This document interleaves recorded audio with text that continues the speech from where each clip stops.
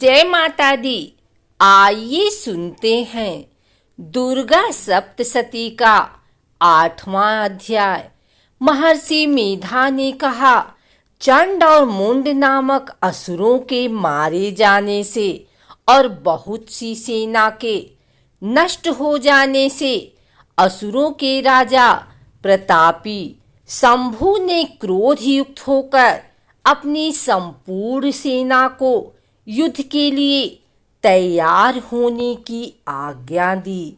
उसने कहा, अब उदायुध नामक 86 असुर सेनापति अपने सेनाओं के साथ युद्ध के लिए जाएं और कंबु नामक 84 सेनापति भी युद्ध के लिए जाएं और कोटिवीर्य नामक 50 सेनापति और धौम्रकुल नाम के 100 सेनापति प्रस्थान करें। कालक, दौहद, मौर्य और कालकेय यह दैत्य भी मेरी आज्ञा से सजकर युद्ध के लिए कूच करें। भयानक शासन करने वाला असुरों का स्वामी शुंभ इस प्रकार आज्ञा देकर बहुत बड़ी सेना के साथ युद्ध के लिए चला।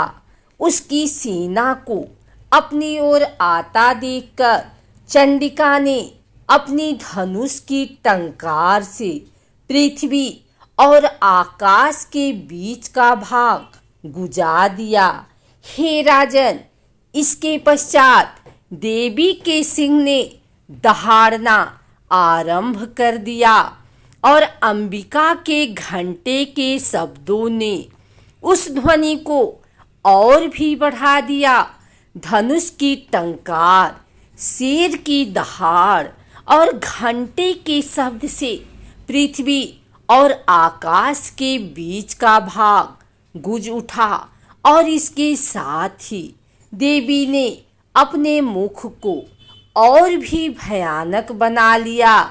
ऐसे भयंकर शब्द को सुनकर राक्षसी सेना ने देवी तथा सिंह को चारों ओर से घेर लिया। हे राजन, उस समय दैत्यों के नाश के लिए और देवताओं के हित के लिए ब्रह्मा, शिव, कार्तिकेय, विष्णु तथा इंद्र आदि देवों की शक्तियां, जो अत्यंत पराक्रम और बल से संपन्न थी, उनके शरीर से निकलकर उसी रूप में चंडिका देवी के पास गई। जिस देवता का जैसा रूप था, जैसे आभूषण थे और जैसा वाहन था, वैसा ही रूप, आभूषण और वाहन लेकर उन देवताओं की शक्तियां दैत्यों से युद्ध करने के लिए आई। हंस युक्त विमान में बैठकर और रुद्राक्ष की माला तथा कमंडलू धारण करके ब्रह्मा जी की शक्ति आई। वृषभ पर सवार होकर, हाथ में त्रिशूल लेकर, महानाग का कंकड़ पहनकर और चंद्र रेखा से भूषित होकर भगवान शंकर की शक्ति महेश्वरी आई और मोर पर आरूढ़ होकर हाथ में शक्ति लिए दैत्यों से युद्ध करने के लिए कार्तिकेय जी की शक्ति उन्हीं का रूप धारण करके आई। भगवान विष्णु की शक्ति गरुड़ पर सवार होकर शंख, चक्र, श्रांग, गदा, धनुष तथा खड्ग हाथ में लिए हुए आई। श्री हरि की शक्ति वाराही, वाराह का शरीर धारण करके आई और नरसिंह के समान शरीर धारण करके उनकी शक्ति नारसिंही भी आई।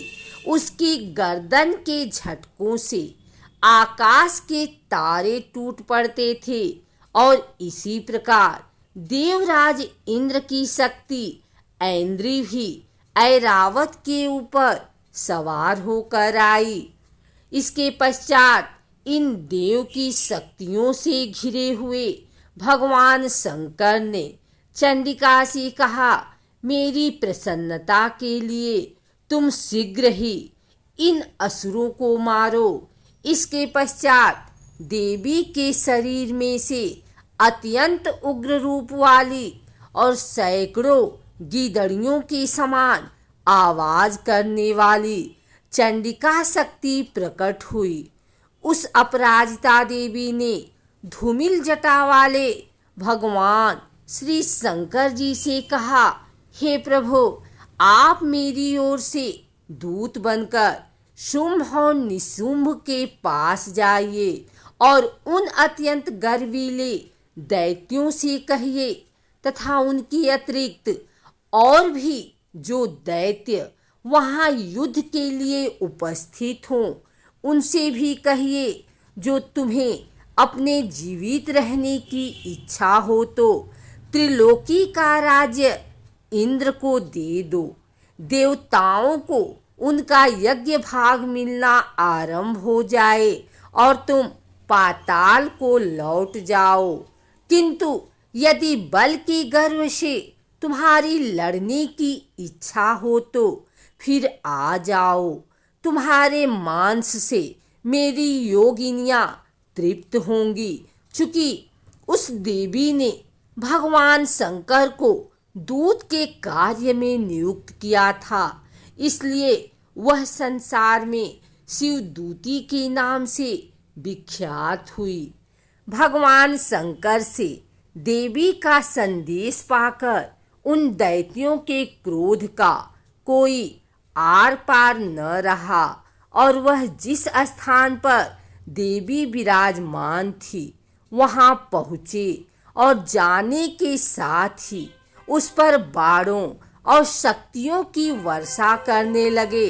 देवी ने उनके फेंके हुए बाणों, शक्तियों, त्रिशूल और फरसों को अपने बाणों से काट डाला और काली देवी उस देवी के साथ आगे खड़ी होकर शत्रुओं को त्रिशूल से विदीर्ण करने लगी और खटवांग से कुचलने लगी।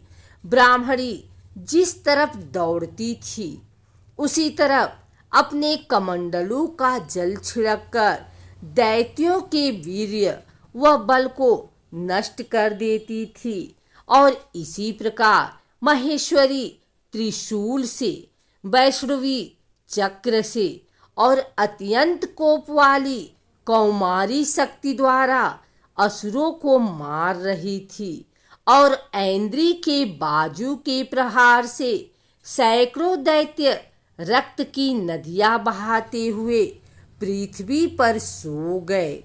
वाराही ने कितने ही राक्षसों को अपनी थूथन द्वारा मृत्यु के घाट उतार दिया। दाढ़ों के अग्रभाग से कितने ही राक्षसों की छाती को चीर डाला और चक्र की चोट से कितनों ही को विदीर्ण करके धरती पर डाल दिया।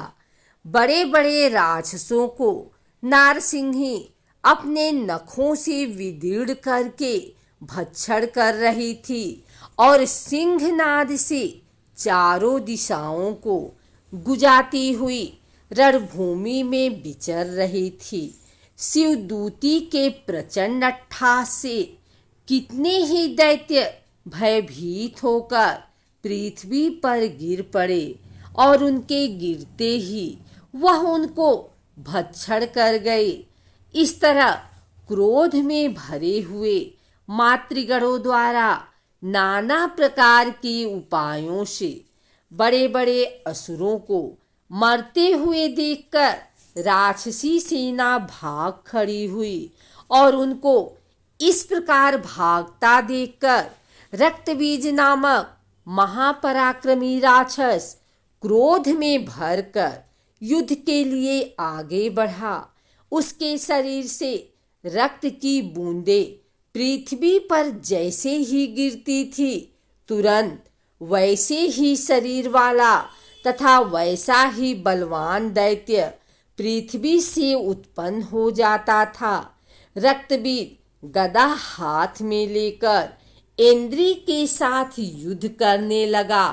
जब इंद्री शक्ति ने अपने वज्र से उसको मारा तो घायल होने के कारण उसके शरीर से बहुत सा रक्त बहने लगा और उसकी प्रत्येक बूंद से उसके समान ही बलवान तथा महापराक्रमी अनेकों दैत्यों भयंकर रूप से प्रकट हो गए। वह सबके सब दैत्य बीज के समान ही बलवान तेज वाले थे। वह भी भयंकर अस्त्र शस्त्र लेकर देवियों के साथ लड़ने लगे। जब ऐन्द्री के वज्र प्रहार से उसके मस्तक पर चोट लगी और रक्त बहने लगा तो उसमें से हजारों ही पुरुष उत्पन्न हो गए। वैष्णवी ने चक्र से और ऐन्द्री ने गदा से रक्त बीज को चोट पहुंचाई और वैष्णवी के चक्र से घायल होने पर उसके शरीर से जो रक्त बहा उससे हजारों महाअसुर उत्पन्न हुए जिनके द्वारा यह जगत व्याप्त हो गया।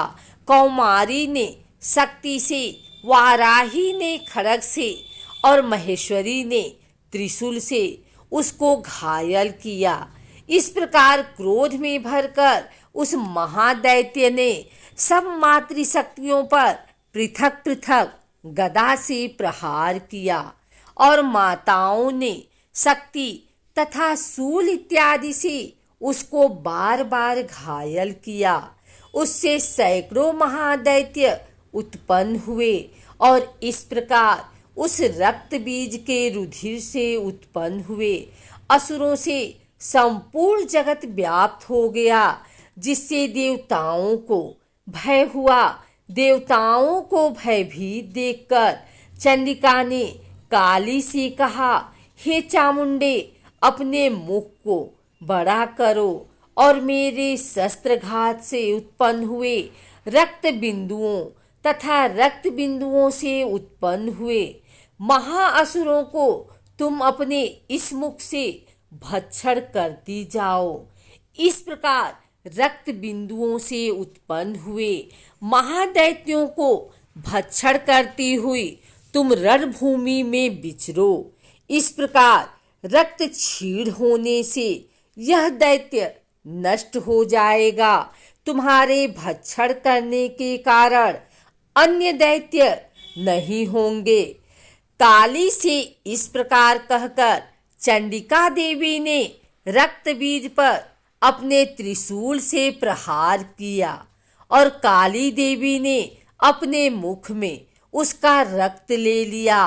तब उसने गदा से चंडिका पर प्रहार किया।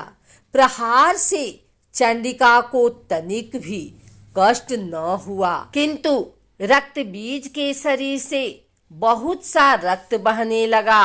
लेकिन उसके गिरने के साथ ही काली ने उसको अपने मुख में ले लिया। काली के मुख में उस रक्त से जो असुर उत्पन्न हुए उनको उसने भक्षण कर लिया और रक्त को पीती गई। तदंतर देवी ने रक्त बीज को, जिसका की खून काली ने पिया था, चंडिका ने उस दैत्य को वज्रबाण, खड्ग तथा ऋषि इत्यादि से मार डाला। हे राजन, अनेक प्रकार के शस्त्रों से मारा हुआ और खून से वंचित वह महादैत्य रक्तबीज पृथ्वी पर गिर पड़ा। हे राजन, उसके गिरने से देवता अत्यंत प्रसन्न हुए और माताएं उन असुरों का रक्त पीने के पश्चात उद्धत होकर नृत्य करने लगी।